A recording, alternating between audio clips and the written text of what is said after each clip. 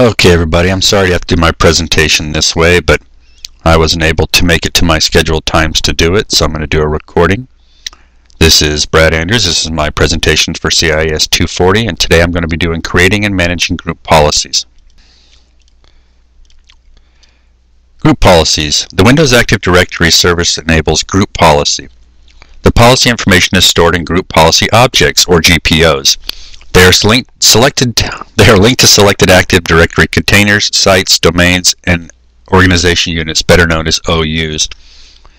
There are two main categories to a group policy. There's computer configuration, and that's any setting done within this category affects computers located in the container that the GPO is linked. And there's user configuration. Any setting done within this applies to any user object in the container that the GPO is linked. Group policy object. A GPO is an Active Directory object that is used to configure and apply settings for users and computers objects. Some of the things you can do are controlling desktop settings using templates, controlling security settings for users and computers, and assigning script to run when logging on or off, redirecting folders, automatic software distribution and maintenance through the network. To implement a group policy, you must first create a GPO. There are two default GPOs created when Active Directory is first installed. There's a default domain policy, and that's linked to the domain controller. And there's the default domain controller's policy. That's linked to the domain controller's OU. Some of the system requirements for this are group policies can only apply to computers running Windows Server 2003, 2000, and Windows XP. Creating a group policy. Group policies can be created in one of two ways. Use the group policy standalone Microsoft Management Console snap-in, or use the group policy extension in Active Directory users and computers. Managing group policies. Group policy helps administrators by enforcing certain standard computer configurations and limiting users' ability to make undesirable changes. This can be accomplished by using administrator templates. Admin templates are basically just registry settings that can be set to manage computers and users' desktops. Some of the templates. There are 7 main categories of templates to manage computer and user desktop settings. I took this out of our book on page 343. I just scanned it and put it in. You can see some of the different templates that are available. Okay, managing security settings within group policy. Enforcing group policy can be as simple as disabling the user's interface for a particular function without disabling the lower level means of accessing it. Under the nodes of the security settings category of the GPO editor, you will find the following categories. Local policies, including security settings for auditing, assigning users rights, such as who has network access to the computer, and security options. There are 3 subcategories of the local policies. There's audit, policy, user rights assignments, and security option. Audit policy defines various successful or unsuccessful events that can be audited and recorded in the events logs. User rights assignments controls local computer rights that may be assigned.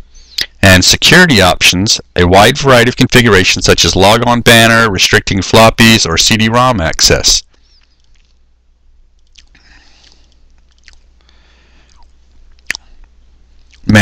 Continue with managing security and group policy. Event logging, which controls settings such as the size and retention method for the application security and systems events log.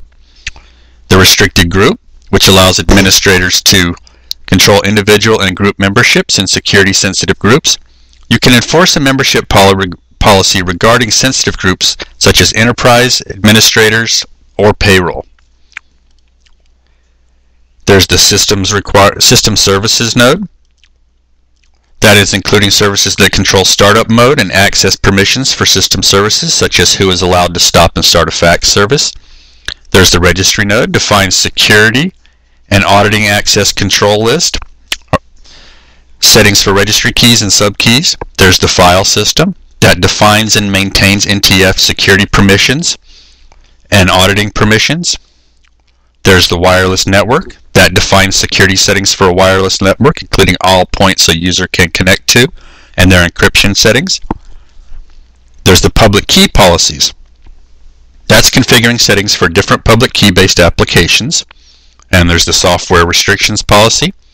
That's the security settings for the deployment of software. It can define which file extensions are considered executable. Okay, assigning scripts. Group Policy Object Editor includes two extensions for script deployment: the startup and shutdown and the log off and log on. For the startup and shutdown, you can use this extension, which is located under the Computer Configuration / Windows Settings in the console tree of the Group Policy Object Editor, to specify scripts that are to run when the computer starts up or shuts down. These scripts run as local system only. The log on log off, you can use this extension, which is located under the User Configuration / Windows Settings in the console tree of the Group Policy Editor. You know, that didn't seem that wordy when I actually wrote it, but it sure does now. You can use this to specify scripts that are run when the user logs on or logs off the computer. These scripts run as user and not as administrator. Okay, redirecting folders. Folder redirection allows you to redirect certain contents of a user's profile to a network location. Some of those are the application data, the desktop settings, their My Documents, and their Start menu. Some of the reasons you might want to use folder redirection are: storing folders on a network allows the information backed up on the server, not just on the workstation. Contents do not have to be copied from the workstation to the server each time. That reduces the user's logon time. And it allows a standard desktop to be created for multiple users. Alright, deploying software. Windows Server contains tools that you can use to deploy applications throughout your organization without having to buy any third-party software. This prevents the IT department from having to physically go to every workstation and install the software. There are two different types of installations: publishing and assigning of applications. The difference between each are subtle yet important. Assigning is available on either a per computer or per user basis, whereas publishing is only available on a per user. By per computer or per user, I mean that you can install an application that is deployed to a computer regardless of which user is logged on, or to a user regardless of which computer they are actually logged on to. Alright, software maintenance. When deploying applications, patches, or upgrades, you have three choices on how to do this. You have a mandatory profile, an optional upgrade, or redeploying an application. On the mandatory upgrade, it automatically replaces the old version. An optional upgrade, the user must choose to install it. Or to redeploying an application, it forces the application to reinstall itself wherever or everywhere that it's installed. And now software removal. When removing an application, you have two options: forced removal or optional removal. Forced removal automatically uninstalls the application from all computers and also prevents the software from being reinstalled. And the optional remover does not remove any of the installed copies of the software. If the user does that, however, delete it, the software will not be allowed to be reinstalled. Hey, here's your Blackboard question. What two ways can group policies be created? Okay, some of the credits to source are our textbook. I used a lot of TechNet, Microsoft, and Wikipedia. Now I'm going to do activity 9.6 configuring group policy object security settings. Okay, activity 9.6 is configuring our group policy object security settings. So we're going to start by going to Start, Administrative Tools, Active Directory Users and Computers. Now we're going to right-click on our domain, go to Properties, go to the Group Policy tab, go to Edit, and that'll bring up our default domain policy here. We're going to expand that, go to Security, expand that, go to Local Policies, Security Options. Now for this activity, we're actually going to do the log on banner here. So we're going to open that. We're going to define this policy setting in a template. Now we're going to actually write what we want to come on as our log on banner. I'm going to put my login banner in now.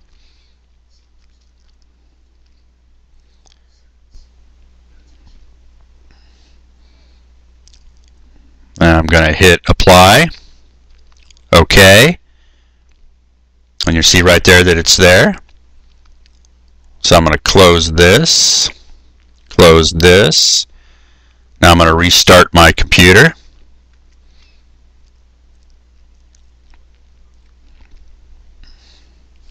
Now my computer restarted, and if I did it right, my logon banner should come up now.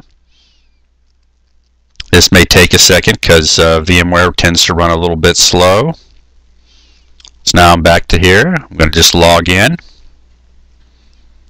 And you can see my login banner was done. So I did this activity correctly.